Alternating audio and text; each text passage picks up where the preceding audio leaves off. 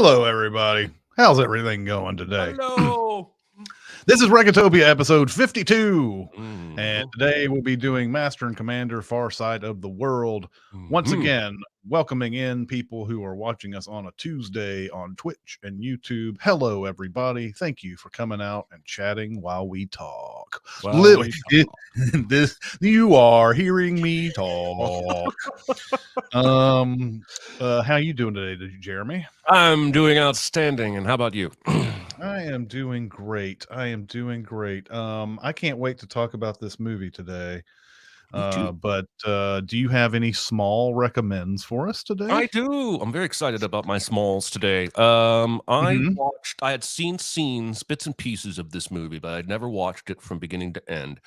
It's 2013's Lone Survivor, Oh. with Mark Wahlberg, Taylor Kish, and then Emil Hirsch and Ben Foster, who were Mm. in Alpha Dog together. Mhm. Mhm. Um, and this is Peter Berg directing. Peter Berg loves to do two things: to make movies with Mark Wahlberg and to make movies about real life events. Yep. Deepwater Horizon, whatever the name of the Boston bombing one is, Patriots Day or something. It's Patriots Day, I think. Yeah.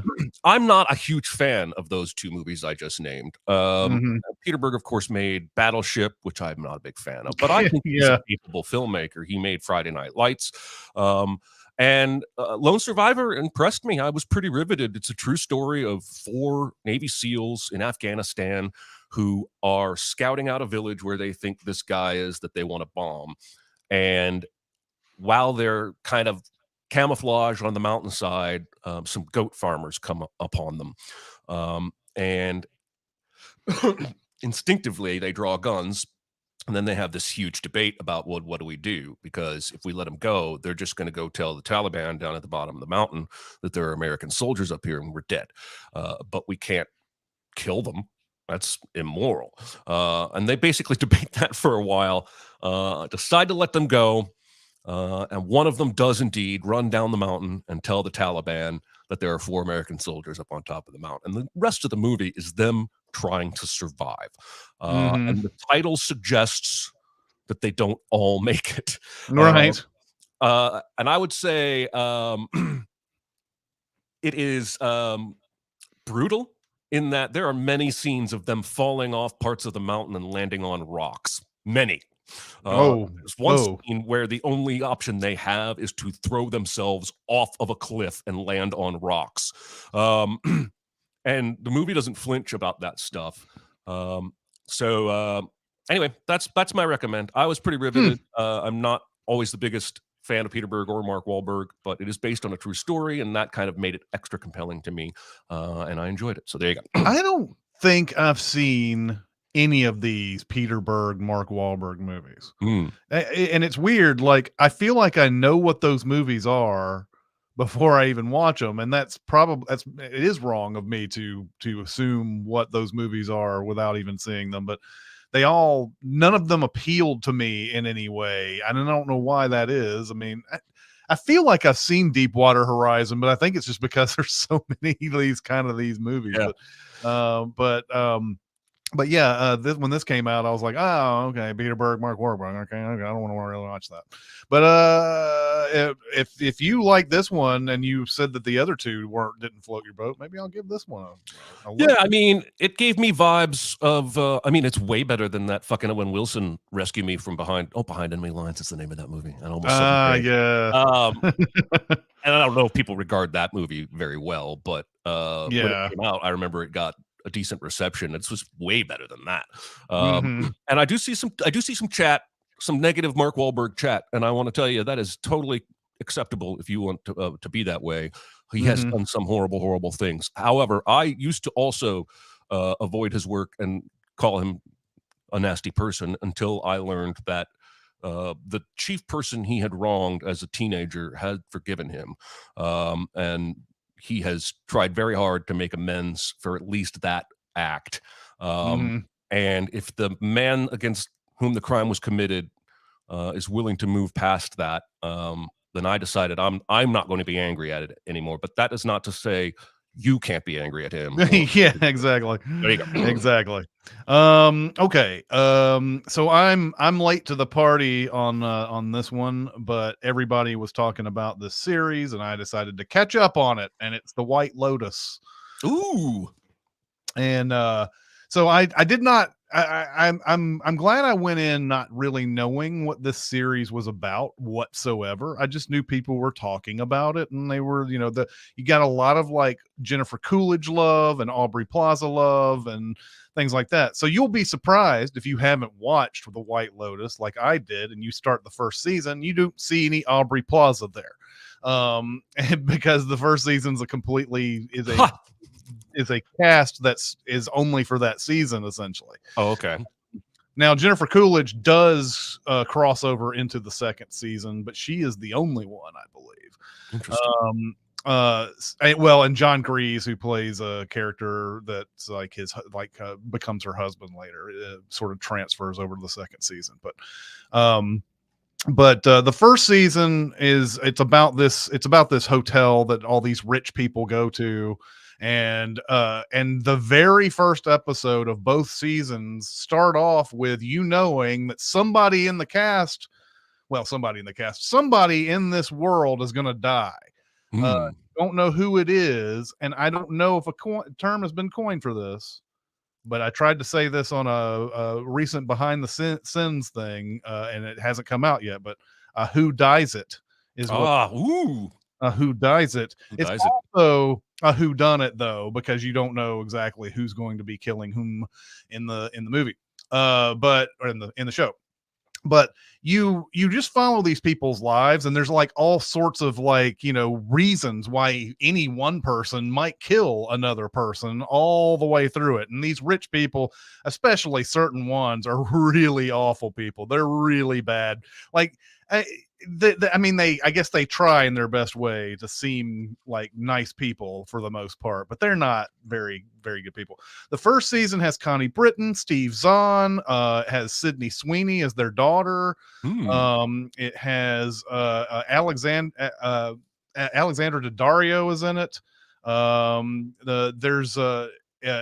There's just a whole bunch of stuff just going on. There are a lot of crazy events going on, and by the end of it, yes, someone will die, it's very it wraps up in I think 7 episodes in each one of them. The first season, you're going to watch the first season and go, why was everybody really talking about this show? Because it's kind of average. If you really want me to be truthful, that first season, even with all that star power that's there, it's kind of average. Jennifer Coolidge, I think, steals that whole season. I think that's the reason why she comes back for season 2, where they set it in Italy, and there's way more intrigue, way more danger, way more things going on in that one that you're like, okay, I can see where this is going. That one has Aubrey Plaza in it, and that one has Theo James, and it has who else is in this one? It's just hard to go through all the whole thing. Oh, F. Murray Abraham, Michael Imperioli is in it. There's all these different families going through their different things, and each one has this sort of like, okay, well, I could see this person killing that person because of this, and I could see this person killing that person because of whatever, and then it always comes to I felt like the second season was where they really shined, and at the end of the second season, Mike White was talking about his ideas for the third season, and I really want to see that. I think that will be a great thing. Anyway, The White Lotus, if you haven't seen it, very, very short. If you want to get through it all, I think they had 14 episodes between the 2 seasons. So it's wild to me that this is from the guy who wrote Orange County. Yeah, I know. Mike White has had a crazy career, man. If you look at, like, I remember seeing Mike White in this very obscure movie called Chuck and Buck. That was the first time I ever saw him. He wrote that movie, and he's in it with like one of the American Pie directors who's like an actor in that movie. It's like Chris Weitz. I think it's Chris Weitz. And like, and that's a very unusual movie. And then Mike White just starts showing up as a writer for a lot of things. I think he also wrote School of Rock. I think he did, yeah. And he's the teacher that's in School of Rock that gets who Jack Black replaces, I believe. Yes. Yeah, Mike White has such a fascinating career. I'd Yeah. love to see a like deep dive on him someday. We probably will. He's having more and more success the further he goes. My second small recommend, I just watched Sunday with my wife. It's a 2022 Amazon original film called Catherine Called Birdie, starring Bella Ramsey, who is I thought that looked familiar. She's the star of co-star of the Last of Us show on HBO, and she also stole every scene she was in Game of Thrones as a tiny queen who rules over like 60 people, but is a badass. She is actually English, which I didn't know until like 2 weeks ago. And this is based on a book from 1994, and she plays Birdie. She is the only daughter of a lord in basically medieval England. And I will tell you right now, there are not going to be very many story surprises here. If you've seen any movie about a father trying to marry his daughter off and the daughter doesn't want to marry, she would rather be with somebody for love, then you probably will predict some of the beats of this story. But Bella Ramsey is so freaking good. She's so charming. And this character, more than like in Pride and Prejudice, you have an intelligent resistance from Elizabeth, right? From the idea of being married off. But Birdie sabotages every potential suitor that comes her way intentionally. At one point, she's on the table growling and barking like a dog. And unfortunately, that particular suitor is turned on by that behavior. She's the star of the show, as she should be. Lena Dunham made this movie. And Lena Dunham, whatever your opinions on her, personally, she's a good writer. And this is very sharp, well-written, very, very funny. She's playing a 14-year-old like she is in The Last of Us, and she's playing it just fine. But just really, really charmed. Joe Alwyn is in this, Taylor Swift's boyfriend.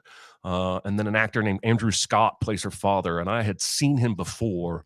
Andrew Scott's in a lot of stuff. Like, his Dark Materials and 1917, Fleabag.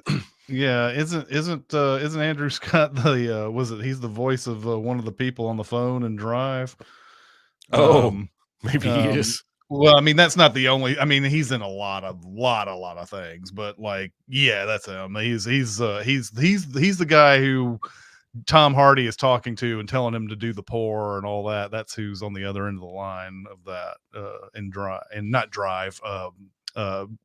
Locke. The Locke. Yeah. Okay. When you said Drive, I was like, I don't remember too many phone calls in that movie. But and I do want to talk about Bella Ramsey because she is gender fluid.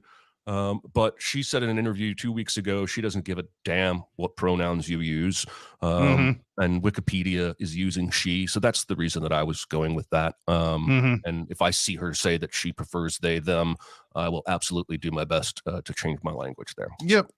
Absolutely. Okay. I finally got around to seeing Tar, the Cate Blanchett movie. Oh, nice. And I'm going to recommend this movie based on her performance. I think the movie itself can kind of leave you cold. It starts off like very crackling and like, wow, what kind of movie are we about to watch? This seems like this seems like a very like on the roller coaster type of thing. But I'm going to recommend it because of Cate Blanchett herself, because to play a character like this, she is a world-renowned composer who is about to lead a German orchestra, and there's a lot of firsts involved here. First woman, first all that, but she doesn't really care about stuff like that. She doesn't really care about being the first woman or anything like that.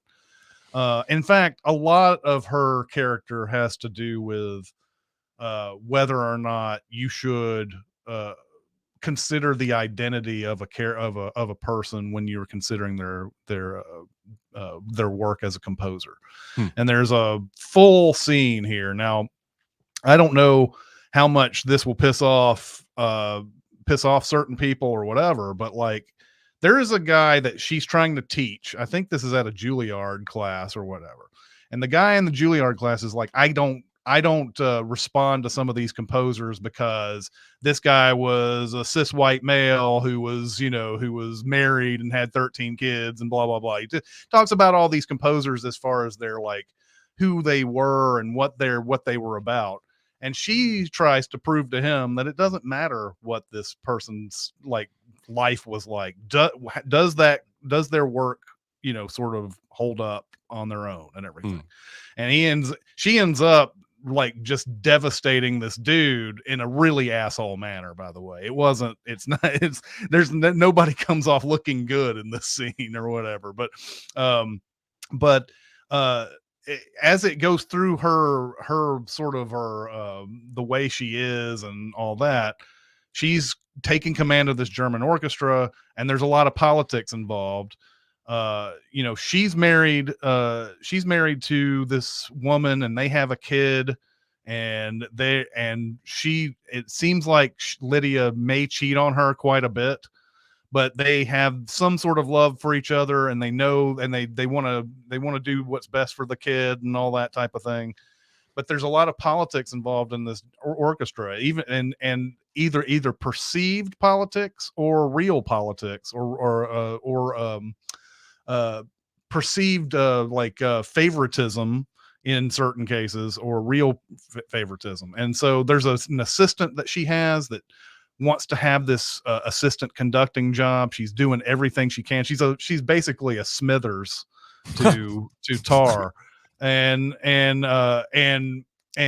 she's up for this assistant conducting thing.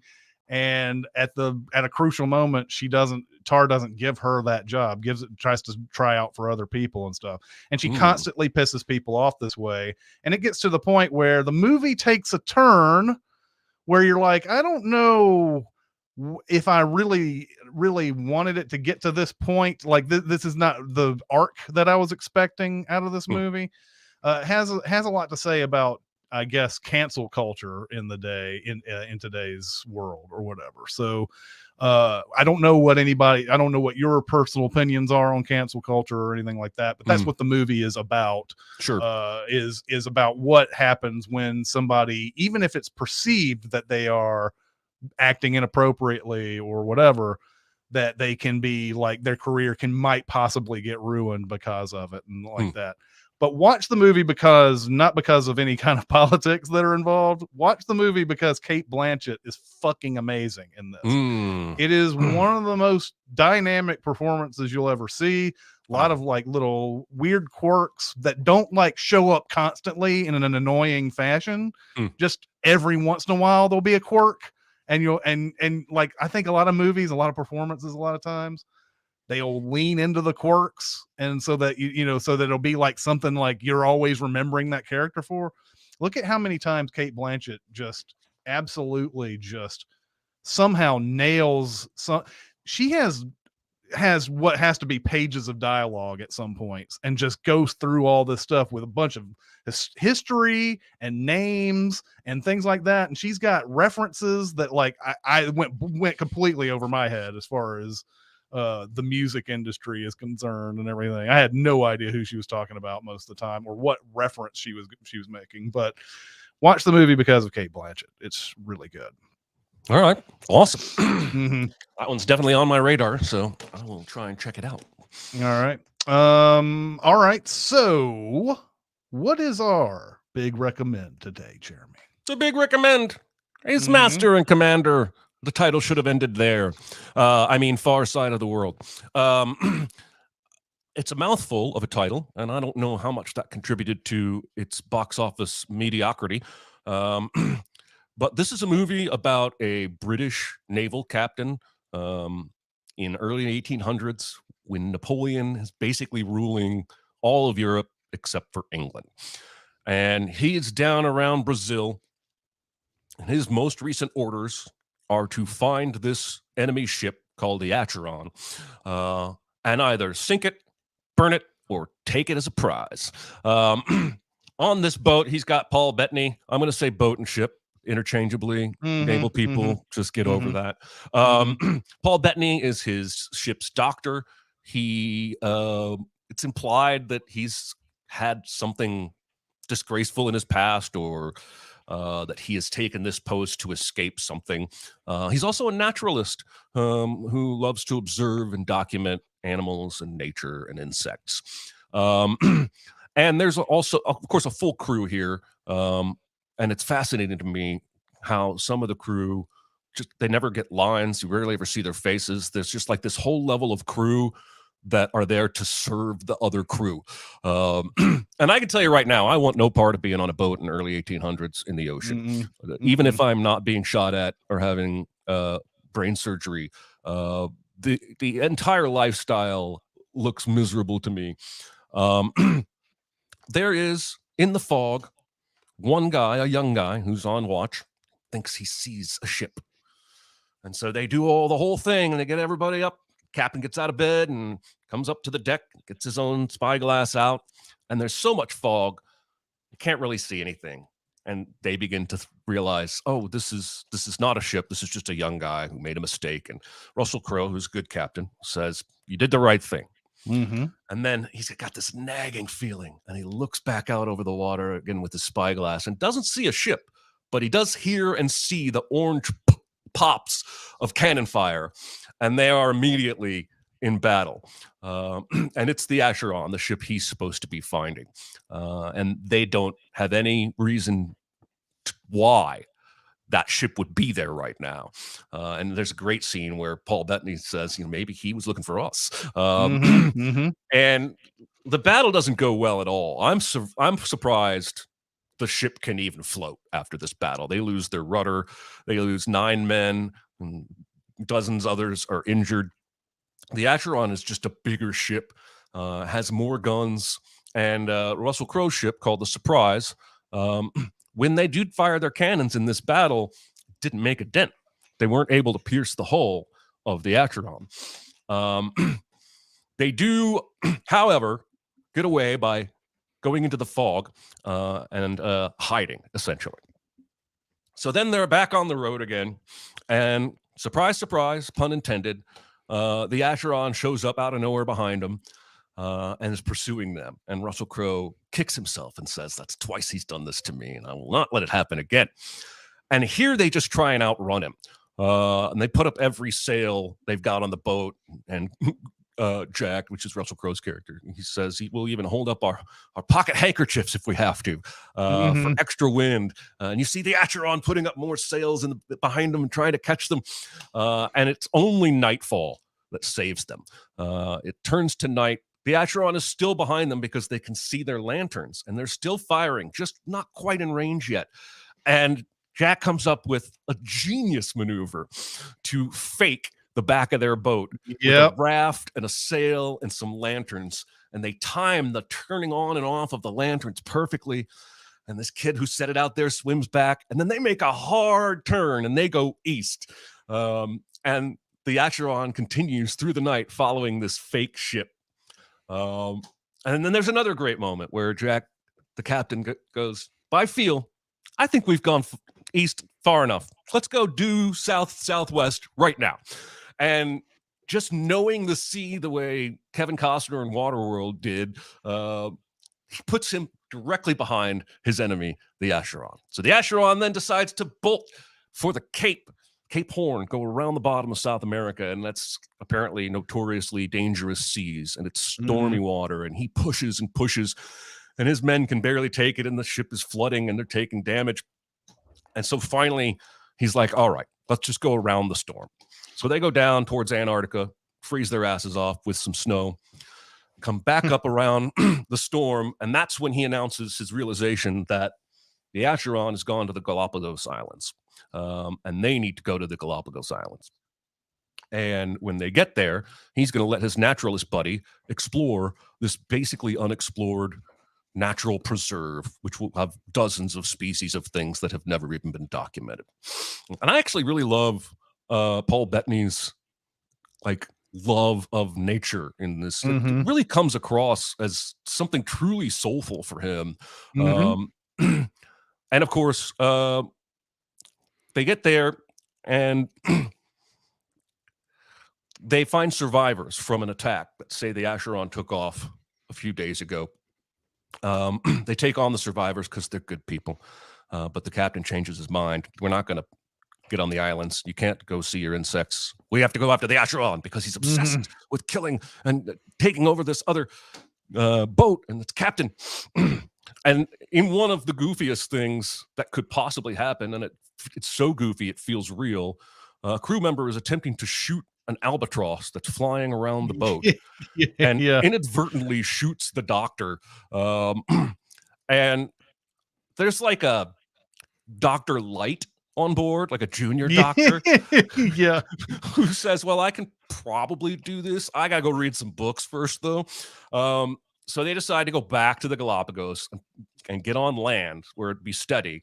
And they have to remove this bullet and fabric fragment that's entered the body of Paul Bettany's character. And then in what I found to be a harrowing scene, he does surgery on himself with a mirror and gets the bullet out. And then he gets to spend a few days recovering, finding these new species and documenting them, putting the lizards in cages. And he's got a little buddy who's had a traumatic injury early on in the movie, who is taken to this naturalist lifestyle. And they go up over the ridge and they see the Acheron on the other side of the Galapagos Islands. And here he abandons his animals and cages and runs as fast as his injury will let him back to the ship to tell the captain, hey, your enemy's on the other side of the island. And there's another really cool scene where the captain notices this stick bug that they managed to bring back to the boat. And Paul Bettany's telling him about it. It camouflages itself to look like a stick so that they won't, predators won't know he's there. And that gives the captain an idea, because they have to get up close to the Acheron if they hope to defeat it. They've got so many freaking guns that the hull is nearly impenetrable. He's had a crewman who remembered seeing that ship being built when he was in America, and basically builds a model of what it looks like and shows that why that ship is so strong and hard to hit with cannonballs and make a difference. So they make themselves look like a whaling ship. They get rid of all of their uniforms. They get rid of all their flags. They put on costumes. He undoes his ponytail for reasons, and his mane is flowing. And they wait for the Acheron to come and get them. And of course, it does. And when they finally get close enough, they unleash all of their cannons right at the mast instead of firing at the hull. And that is ultimately how they take the ship. They win the day. He gives the ship to his first mate as his first command. And they go their separate ways, only for him to realize that a guy he saw on that boat was actually the captain when he thought he was a lowly somebody else. And so the adventure is on again, because that guy's probably going to try and overthrow the first mate and take back the Acheron. And so the movie ends with him going back out into the sea to go save his buddy. I am dying to know what you thought of this movie this time around. Yeah, so it's just an interesting dynamic here, because the last time I saw this was 20 years ago. It came out, I guess, it's technically it was like 19, because the movie came out in November of 2003. But I watched so many movies back in the day, as you did, on a Thursday night, really late at night. And this is a 2-hour plus movie, and you also got to add trailers to it, because that's what you're watching, trailers, when you're doing this stuff too. So so 2.5 hours on a late night, after you've had a long day of like working and doing a whole bunch of stuff, and then you may even still have stuff to do after you finish the movie. Didn't set well with me. This watching it back then was just I don't know, I think it was tedious to me. Watching it a few days ago, I just noticed how many things, and maybe just a function of age too, but I just love all the techniques that are used in this. Getting into the fog. You talked about changing putting that little boat out there with the lanterns, and then turning off one and turning on the other to make it look like that was the back of the boat, and you put that one kid in danger, but But I like the how the kid is like, what do you want me to, what are you doing here? What are you asking me to do? And Russell Crowe says, I'm giving you your first command.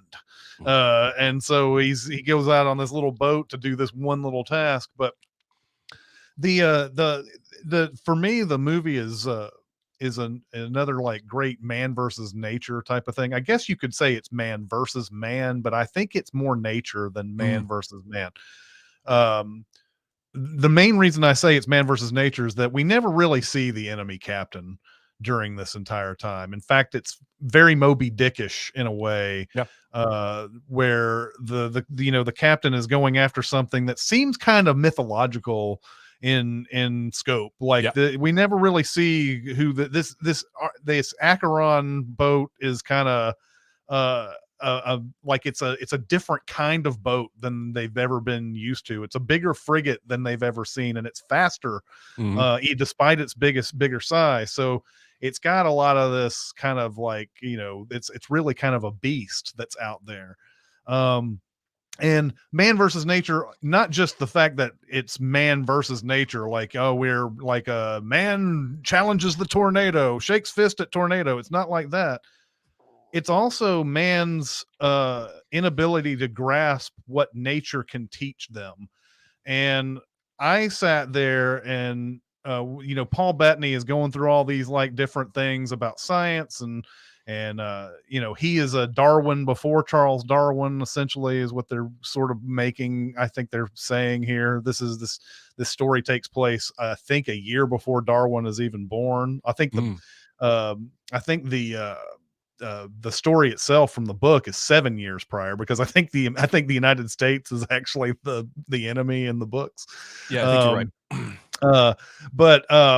But anyway, Paul Bettany is constantly trying to tell him, like, we need to slow down, and it wouldn't be a big deal if we went to the Galapagos and you let me walk across it and pick me up on the other side. Sometimes you need a break. Sometimes you need to sit back and heal. And that's so many times even as a great captain, he's forgetting that sometimes you need to sit back and lick your wounds a little bit.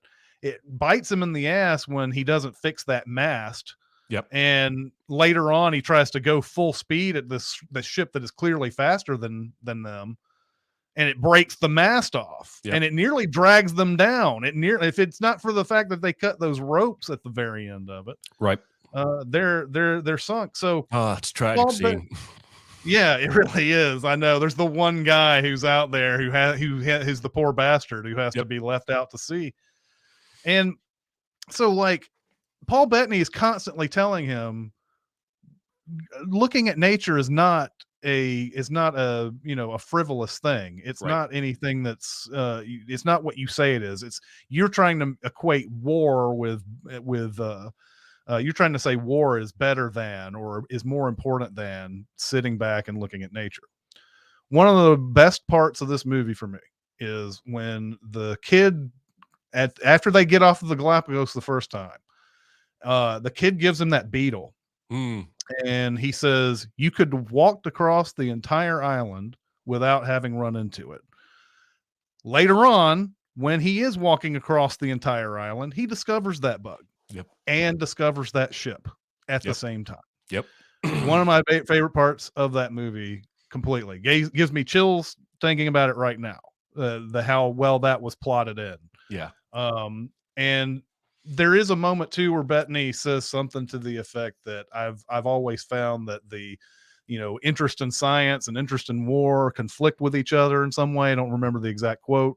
He's like, they're always diametrically opposed. But what he finds out in this is that when you start to embrace nature, you become a better person. You become better at war. And that's basically what it ends up showing in this. Now, is that good or bad? I don't know. That's one of those things where, like, it's not, I don't think the movie is sitting there ready to judge about whether or not learning about nature makes you a better killer or a better, whatever. But by the end of it, it shows that, hey, if you put in some concepts that you learn from nature, you can become much better at war. And that's exactly what these guys are. Both of these captains are so amazing at deception, and that's human nature. And that's why it's a good man versus nature type of movie. So yeah, I was completely out of my element when I watched this the first time. I watched it now. It is a masterpiece. And I forgot that this got nominated for 10 Oscars back in the day. Yeah. It made $200 million worldwide, but against $150 million budget, which meant it probably was not profitable at all. Right. In fact, probably lost money in the end. But it got 10 nominations. I think it ended up winning 2. Cinematography was one that it won, I'm pretty sure of. Cinematography was maybe was that one that it won? I can't remember. It won 2, but it was in the worst year to possibly be nominated, because Lord of the Rings Return of the King was the one that was dominating the Oscars that year. Yeah. So, yeah. Anyway, yes, highly enjoyed, and I will be watching this movie again for the foreseeable future. So really liked it. I'm fascinated by how much detail went into throwaway background dialogue. People that you don't even see who's saying it. So when they are first trading with the Portuguese people, and there's all these pretty girls in the boat, they're all like catcalling out. When they decide to leave, and the captain's like, "All right, let's get moving on." In the background, you hear, "Put that woman down, Slade." And I don't know who Slade is or who said that, but it made me laugh. And then it's great when they're approaching the Galapagos, in the back, you see Paul Bettany and then the kids sort of, they're talking about this lizard that then goes swimming, and then there's a cormorant that looks flightless. In the background, you hear a guy go, "Turtles on the beach," and somebody else goes, "Them's good vittles." And I just feel like the movie is packed with that, and it sort of speaks to the compact nature of life on a vessel like that. And a lesser movie just wouldn't even have that dialogue there. But I'm also fascinated with the history of this. Like, as you said, the books, the Americans ship is the bad guy. In real life, the HMS Surprise, the real ship, was at Fort McHenry in 1814 when the Star Spangled Banner was written. I have been to Fort McHenry. I used to live in Baltimore. I've been to Fort McHenry a bunch of times, and just knowing that the boat in this movie, in this fictional movie, in real life was there, part of the bombs bursting in air, is really cool to me. The boat they shot on is called, it's a replica of a boat called the Rose. They bought it for $1.5 million. They paid $1.5 million for a prop. Now, granted, you needed it, and they only shot 10 days on the water. The rest of it is on a gimbal, like closer to shore. Right. But just the detail, this is considered one of the most historically accurate movies ever made, not just because of the ship but all of the lifestyle stuff, the science, the medicine is so medieval. Like, the language that they use. The language. just the commands and everything. They'll go through even the most innocuous of commands, whereas, when you start getting into submarine movies, you hear nothing but like right full rudder, and that's all ahead full, and that's anything that's action oriented. But in Master and Commander, you get all those boring ones too. It's like really adds a lot of flavor to it. It really does. Again, I want no part of life on a boat in any well, even now, but especially in the 1800s.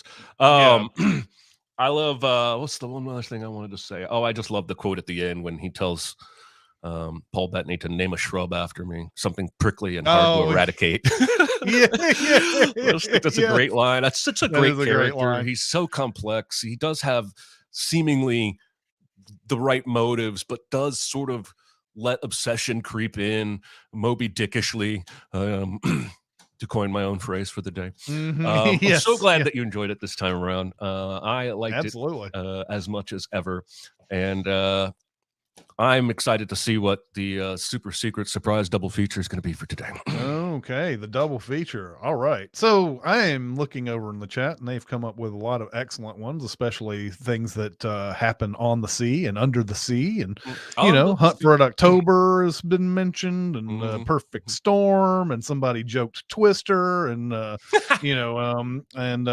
sure Crimson Tide somewhere fits into all this. But I decided to be a landlubber on this one. I Ooh. guarantee you, none of you thought of this double feature when you started coming up with your suggestions. Thinking about a man and his nature, and a relentless pursuit all the way through to the detriment of these characters and everything. I thought of the movie Heat. Ooh. This is Oh. where Al Pacino is chasing Robert De Niro all the way through it, and much to his detriment all the way through it, to the detriment of his marriage, Mm-hmm. and really any kind of personal relationships. And both of them, to a certain extent, have to run into that to be as good as they are at what they do.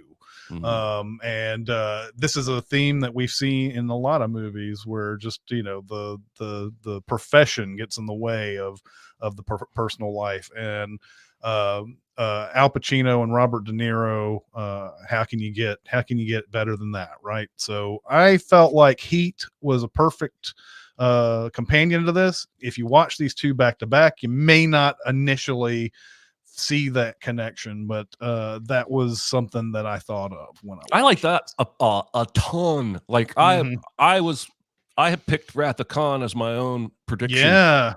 As Jagged in the chat did, and Dave. Wrath of Khan's a great one. Only because of that three-dimensional thinking, lose him in the nebula fog stuff. Right.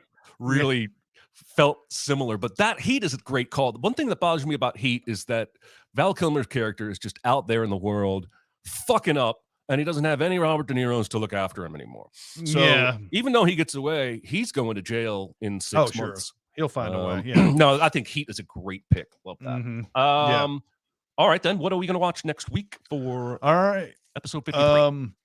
So next week's homework is a movie that I have small recommended on this here podcast before, and it's time for a deep dive. It's Devil in a Blue Dress, Carl Franklin's movie that introduced me to Don Cheadle for the first time, I believe. But Denzel Washington, obviously, in this, and Jennifer Beals. This is a great little like detective story. Not necessarily Denzel Washington's not really. I don't think he's a traditional detective in this, but he is hired to find this woman played by Jennifer Beals in the movie. And it's a classic sort of noir film. And so I can't wait to deep dive this one. I feel like this movie doesn't get enough play these days. IMDb is under 7. I don't understand that at all. Maybe next week I'll hear some opinions on the chat that and I don't know, have you ever seen this movie? I have, but it has been 15-20 years. I don't remember it at all. I remember liking it. But that's it. It does look like this movie is on Amazon Prime with a regular subscription and on Tubi with ads. If you don't have Amazon Prime. I'm excited to revisit this. It's been, like I said, 15-20 years, and I like Denzel every time I see him. So this is a classic. Obviously, Denzel's never bad, but this is a classic Denzel performance that I think everybody will enjoy. And the mystery is, the noir elements of it, I think, are going to wrap people up and everything. But I don't know. Maybe you guys can tell me why this movie is not above 7. You would think that it would be on the IMDb. IMDb is such a harsh judge, such a harsh mistress. It kind of is. So anyway, there you go. Well, we got time for some questiones. Yep. Let's dive in. Name a director and a classic animated movie you would like them to make into a live action movie. Example: Quentin Tarantino's Dumbo. I would like to see Quentin Tarantino remake just about any of these movies. I agree. Honestly, I think that would just be fun. I thought that it would be cool if Alex Garland did a remake of Akira. If you're and you're doing a live action version of that movie, Akira, of course, is untouchable for a lot of people. But if you made it live action, you put somebody who's like really good at this kind of zone, like Alex Garland is, I think it would be pretty badass. And what? No, I like it. I like it. Okay. I was going to say I would watch Alex Garland anything. I really like that guy. I haven't seen Men yet, but yeah, Men was I don't know. I didn't like Men, but yeah, not too many people did. But for the most part, Alex Garland has made me happy. So so I feel like running through all the technological stuff of Akira and all that, I think he would do a great job with that. So that's my answer. I like it. I need to tell Jagged in the chat to get out of my brain, because I also am choosing Disney's Robin Hood with the animals. We've had too many Robin Hood movies. That's just a fact. We had too many Robin Hood movies. But the Disney animated one, there's a mischievous and a playfulness about that almost only the Kevin Costner one even hints at. But I think if you put Edgar Wright on it, who's kind of the master of zany mischief action, that Disney Robin Hood is probably my favorite classic Disney animated movie. I've seen that a zillion times, but I just feel like instead of making a Robin Hood action movie like we keep doing, or romance movie, let's make it a wild romp through the forest. Anyway, running through some of the stuff in chat, Josh says David Fincher's Fantasia. Okay. So I've noticed something about this chat. Sometimes I'm like, oh, that's a joke, and they're like, I wasn't joking. And then sometimes I'm like, oh, that's serious, and no, I was joking. So I'm just going to read these things off. I'm not going to comment on their jokes or not. So Taika Waititi's Robin Hood, and you were talking about how Jagged needs to get out of your head. Dave Ruff says Edgar Wright does Avatar: The Last Airbender. Oh, I wouldn't mind seeing that. JCD says Wes Anderson. I don't care the animated film, just Wes Anderson. Absolutely, he's done two good ones. James says the first third of WALL-E would work for Terrence Malick. Absolutely. That's Isaac awesome. Florentine with Dragon Ball. Yep. And Slab says Wes Anderson's Great Mouse Detective. I remember that may have been one of my first movies, one of my first animated movies in theaters. One of them. It was one of them. But anyway, Scorsese's All Dogs Go to Heaven. Yes, there you go. Martin Scorsese's All Dogs Go to Heaven. All right. What's a movie that's so good at satire that people confuse it for being genuine? I stole the best answer here. I apologize. Okay, that's fine. I'm gonna say American Psycho. I do know that it's hard sometimes. There's a lot of movies out there that aren't serious, but they are presented as serious, whatever. I don't know how you might think American Psycho is being straight-laced or anything like that, but there are people out there who would look at American Psycho and say, well, that guy is crazy, and not thinking that it might be all in his head, or that it might be a metaphor for some other nefarious bad deeds that he's doing throughout the movie. But Christian Bale plays that so well all the way through, and it has hints of a Tom Cruise or somebody like that all the way through it. Like not that Tom Cruise is this person, but the way he acts is very Tom Cruise like in some ways. But American Psycho is one of those that I feel like people take a little bit too seriously sometimes. And then I don't think too many people think this, but I actually went to Google to see if this very question was asked elsewhere. Of course, there's articles about this type of thing, and apparently, This Is Spinal Tap is one of those movies. People, from what I understand, I've heard this. This is anecdotal, but I've heard that there were bands who watched This Is Spinal Tap and said they couldn't watch it because it was just too real to what actually happens in real life, like to real bands. So so it hits that close to home that they couldn't laugh at it. But that was another one that came up that was really interesting. Anyway, the chat is all up in my fucking brain today, and it's pissing me off. But anything Verhoeven did, like RoboCop, spent probably 5 years being considered a badass action movie before anyone raised a finger and said, "Is it maybe making fun of where we are headed as a society?" And now, of course, any film discussion person is going to say RoboCop is a brilliant satire. But it feels like Verhoeven's movies take a decade or more, like Starship Troopers. And I don't want to say smartest guy in the room shit, but when I saw that with Josh in the theater, we saw the trailer, we were excited. We knew exactly what that movie was when we watched it, and we loved it. I had a fucking bug figurine in college. But I feel like 10 years later, everybody was like, Starship Troopers is a brilliant satire. It wasn't just a bad film. The acting might be bad on purpose. Same with Showgirls. I mean, it just feels like he's always laughing at us. And it takes us a long time to realize that he's laughing at us.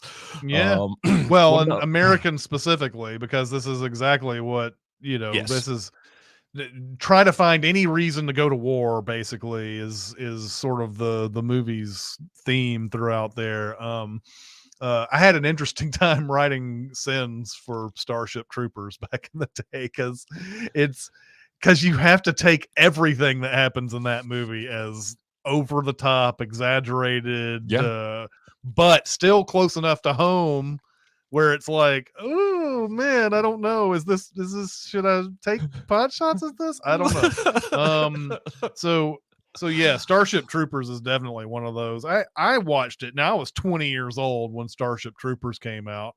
And when I watched that movie, I was like, God, this is so bad. And it came in the middle of all these other sci-fi movies that were fun sci-fi movies that had come out. Men in Black came out the same summer, all these like stuff like that. And you watch Starship Troopers and you're like, what is this trying to be? What is this thing thinks it's trying to be? Who are these actors? Oh my God, these people are terrible, blah, blah, blah. And then later on, you're like, oh yeah, I didn't realize that. I didn't put into account that Verhoeven made this movie and that he does this all the time, no matter what. It's always over the top, exaggerated for a reason. So Yep.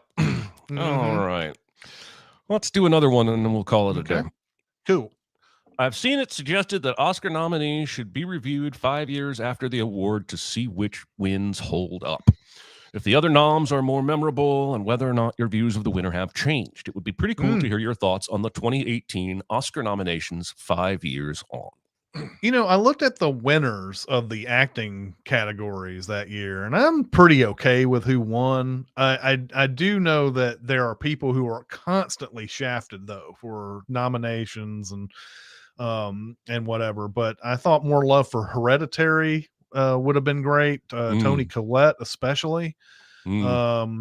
More love. I mean, Black Klansman did get nominations, but John David Washington probably should have gotten nominated out of that group.